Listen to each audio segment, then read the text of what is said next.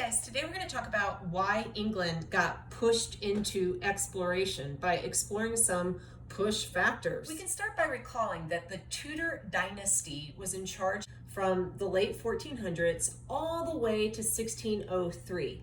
The last Tudor, Elizabeth I, was an extremely powerful and very important queen, and she is the person that we're going to care about today.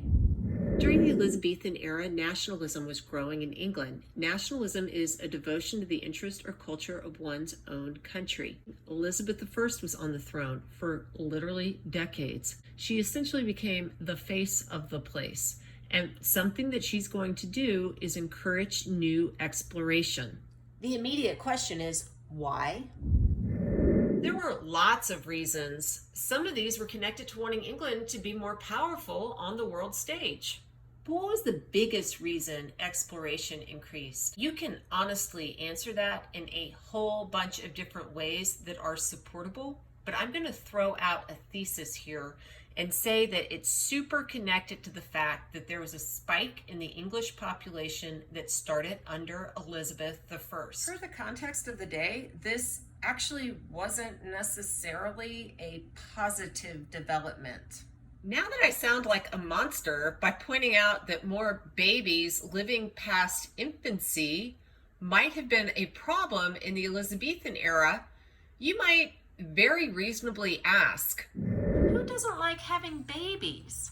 It's a little bit like saying that dogs aren't good. Many people were happy that there were more babies. Wouldn't you be happy if your children survived? However, there were problems with the economy that made more mouths to feed difficult. Let's think about something that you might relate to in the current day. The price of gas. When more people drive their cars, which require gas, more gas is required, right? When more gas isn't produced to accommodate the need for more gas, the gas that exists becomes more valuable. It thereby takes more dollars to buy a gallon of gas. This is a supply and demand problem. The exact same thing happened with food in England because when you had more babies, England's rigid economy did not expand supply of needed goods as quickly as the population expanded. One thing that a lot of peasants in England did to combat the fact that they could not afford food is that they would grow more themselves even though they did not own land. However, something else was going on in this period that had actually started long before the Elizabethan era but was accelerated. Enclosures that were erected for sheep herding stopped peasants from farming on land they did not own. So they used to go over to their local baron's estate and they would find wasted land and they would just use it in kind of a common way. Well, if the fence is there, you can't do that. This means you had a lot more hungry babies, and hungry babies are not happy babies. To add to these issues, the Elizabethan economy was built upon a rigid guild system. In a modern economy, more workers equals more potential productivity, which leads to more jobs. But if you have a guild that controls how many people can work, you don't necessarily expand your labor force to create more productivity.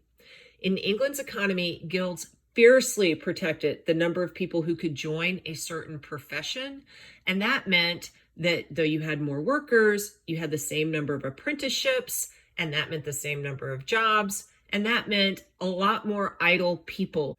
Since even idle people still needed to eat, the population growth that happened in the Elizabethan era created an extremely unstable population. To try to get work, people had to leave the towns where they were born. Where did people go? They went to the big city, of course. So that meant that London grew. And something that I find really interesting that I learned in graduate school is that when an English person who was born in a village outside of London got to this city, they were called foreigners. But if they were someone who had come from another country, say the Netherlands, because they wanted to conduct trade in England, they were called aliens.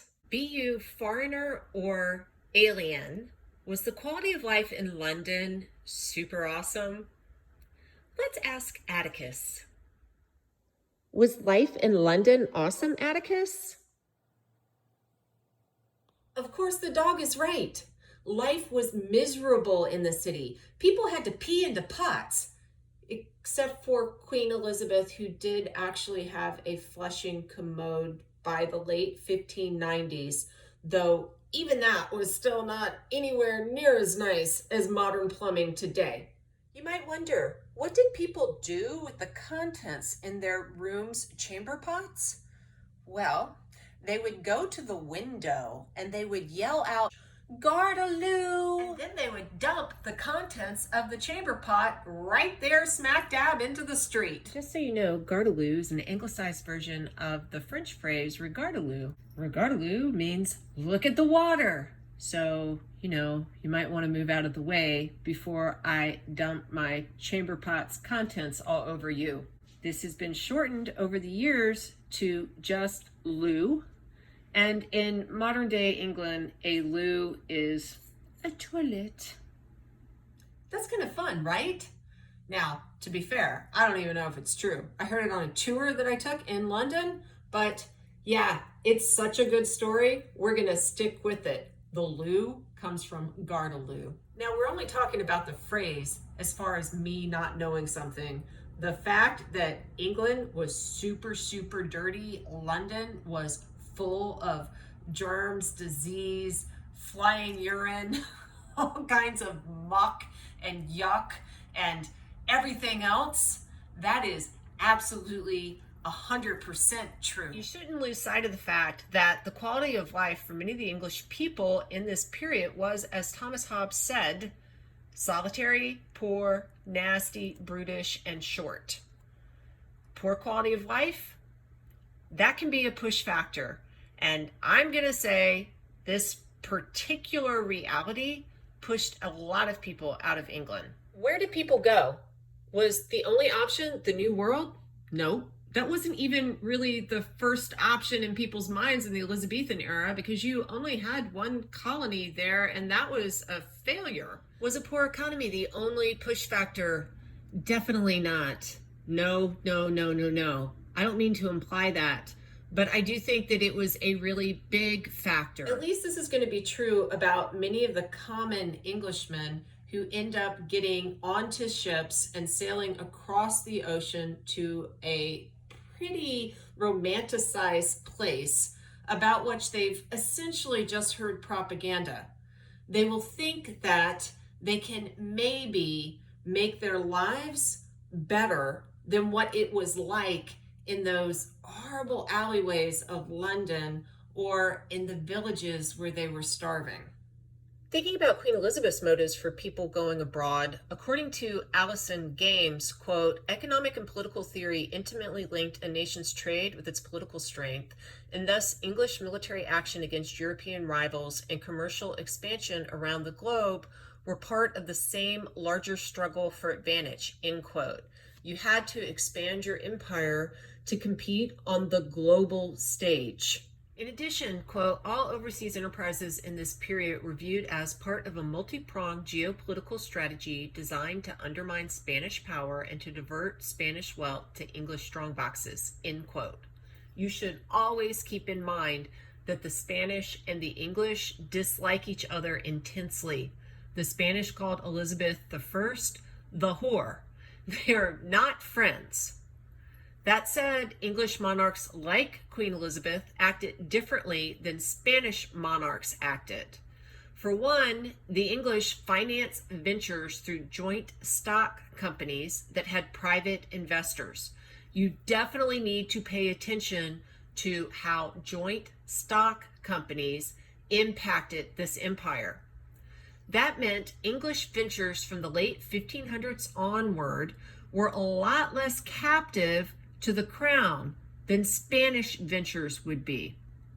That's going to matter a lot per the attitudes that are created within the settlers. The bottom line is the desire to escape poverty is going to be a push factor for many people engaged in early English exploration. The desire to make money is going to be a pull factor for a lot of people going to the New World. And all of that, from the point of view of the crown, enriches England. When you think about Jamestown, you're going to definitely be thinking about money. It was a money-making venture. Also, if you're truly interested in the establishment of the English Empire, which will eventually turn into the British Empire, which is the biggest empire ever, you might read a book called The Web of Empire by Allison Games. This is an excellent text to explain what the English were really trying to accomplish and the conditions that were on the ground. I always want you to know I talk in super broad strokes because, dude, I'm on YouTube, okay? There are way more details that you could and maybe even should want to learn. Also keep in mind, some push factors out of England had absolutely nothing to do with a growing population, how they fed themselves, more babies, the economy, money. For a quick example, if you look at the Pilgrims who centered around Scrooby Manor, which was located north of London, they had none of the motivations I've spoken about in this video. They actually leave England because they were looking for freedom of religion. For now, I think it's really difficult for us to truly understand the context into which people were born in the late 1500s, early 1600s, if they were from England. Yet I really don't think that human impulses have changed that much over time. So I do think that it's worthwhile, while you're considering the colonization of the New World, to think to yourself, what kind of person am I? What would inspire me, or what has ever inspired me to move from one place to another, even if that other new place was full of uncertainty? Would I take a leap of faith because of a desire to increase my material well-being? Would I move from one place to another to find a community in which I better fit, to shape my surroundings in a different way? And some people move from the city to places where there are fewer people so that they can have more control over how they live their lives. Would you be willing to be looked at as an alien in a different country? What would inspire that? A sense of adventure, or only a very pressing need? It depends on what kind of person you are. Think about it. It's kind of fun. And oh, by the way, where would you go? Mars? Like Elon Musk? We'll talk again soon. Bye.